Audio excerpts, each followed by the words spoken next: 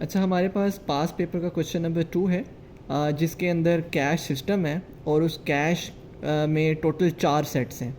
उन सेट्स को मैंने W से रिप्रेजेंट किया है, यानी W स्टैंड्स फॉर सेट्स आपके पास। और हमारे पास जो मैपिंग यूज़ हो रही है वो डायरेक्ट और सेट एसोसिएटिव मैपिंग जो है ना यूज़ हो रही है। और हमारे पास K की वैल्यू भी गिवन है जो कि 2 है। ये डायरेक्टली गिवन नहीं है, सिर्फ बताया गया कि हमारे पास एक कैश सिस्टम है, यानी ये कैश हमारे पास मेमोरी है। इसके अंदर 4 सेट्स हैं, यानी लेट से ये सेट 0 है, ये सेट 1 है, ये सेट 2 है, और ये वाला जो है ना, ये एंड वाला, ये सेट 3 है। टोटल 1 2 3 4 सेट्स हैं। और हर सेट के अंदर ना 2 लाइंस हैं। इसमें भी 2 हैं, इसमें भी 2 हैं, इसमें भी 2 हैं, और इसमें भी 2 हैं। और यानी सेट के अंदर जो जितनी नंबर ऑफ़ लाइंस होती है ना, उसको हम कहते हैं के, यानी ये होता है हमारे पास सेट साइज़। तो ये चीज़ हमें गिवन है क्वेश्चन में, स्टेटमेंट में। अब उसने पूछा है कि number of lines total cash के अंदर कितनी है, यानी टोटल नंबर ऑफ़ लाइंस कितनी है कैश के अंदर। ये सेट के अंदर पहले के अंदर भी 2 हैं, दूसरे के अंदर भी 2, 4, ये 6 और ये 8, टोटल 8 लाइंस हैं। एक तरीका तो ये है निकालने का। एक तरीका ये है कि हम सिंपली क्या करें, जो टोटल सेट है हमारे पास, टोटल सेट 4 है W, उसको हम मल्टीप्लाई कर दें K से। ये फॉर्मूला है, यानी टोटल नंबर ऑफ़ लाइंस निकालनी कैश की, तो W को K से मल्टीप्लाई किया। W हमारे पास 4 है और K 2 है। इस तरह भी हमारे पास टोटल कैश लाइंस आ जाएंगी सिंपली।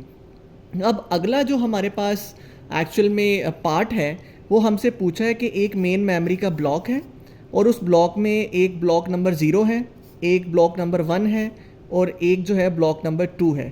ये ब्लॉक 0, ब्लॉक 1 और ब्लॉक 2, क्योंकि CPU को कोई डेटा चाहिए और वो डेटा मेन मेमोरी में पड़ा होगा, या कोई वर्ड चाहिए वो मेन मेमोरी में पड़ा होगा, तो मेन मेमोरी से हम सिर्फ एक वर्ड या डेटा नहीं फेच करते।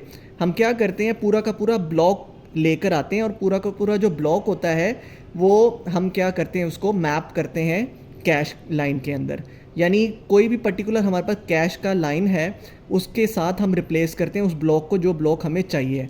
अब क्वेश्चन में ये पूछा हुआ है कि ये वाला जो ब्लॉक नंबर 0 है, ये किस सेट के अंदर आएगा, वेदर ये सेट 0 के अंदर आएगा, सेट 1 के अंदर आएगा, 2 के अंदर आएगा या 3 के अंदर आएगा।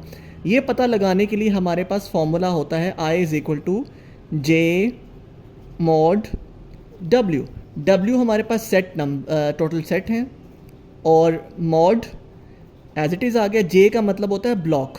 यहाँ पे हमें 3 ब्लॉक दिए हुए हैं, ब्लॉक 0, ब्लॉक 1, ब्लॉक 2। ब्लॉक 0 का जो इंडेक्स है वो क्या है, 0। तो 0 mod 4, 0 mod 4 का मतलब होता है 0 को अगर हम डिवाइड करें 4 से, जब 0 को 4 से डिवाइड करते हैं तो जो हमारा रिमाइंडर है ना, वो आता है 0। तो जो रिमाइंडर आएगा वही सेट नंबर होगा, यानी ब्लॉक यहाँ पे रिमाइंडर 0 है, तो हमारा ब्लॉक नंबर 0 जो है वो किसके अंदर आएगा, सेट नंबर 0 के अंदर आएगा। अगला हमारे पास जो ब्लॉक नंबर है वो ब्लॉक नंबर 1 है। तो हमारे पास ये जो फॉर्मूला है ये कुछ इस तरह से मॉडिफाई हो जाएगा, 1 mod 4, यानी 1 को डिवाइड करो 4 से, तो जो रिमाइंडर आता है हमारे पास 1 को 4 से डिवाइड करने से, तो वो रिमाइंडर आता है 1। तो 1 का मतलब है सेट नंबर 1। तो हमारे पास जो ब्लॉक नंबर 1 है ना, वो किसके अंदर आएगा, सेट नंबर 1 के अंदर आएगा। सिमिलरली ब्लॉक नंबर 2 के लिए जो फॉर्मूला है वो बन जाएगा 2 mod 4, यानी 2 को 4 पे डिवाइड करेंगे तो रिमाइंडर हमारा जो आएगा वो आएगा 2। तो इसका मतलब ये है कि सेट नंबर 2, तो जो ब्लॉक नंबर 2 है वो किसके अंदर आएगा, सेट नंबर 2 के अंदर आएगा। और ये मैंने ऐसे ही रैंडमली इसको यहाँ पे मेंशन किया है। ब्लॉक नंबर 2 जो है वो सेट नंबर 2 की किसी भी लाइन के अंदर आ सकता है, लेकिन आएगा सेट नंबर 2 में ही।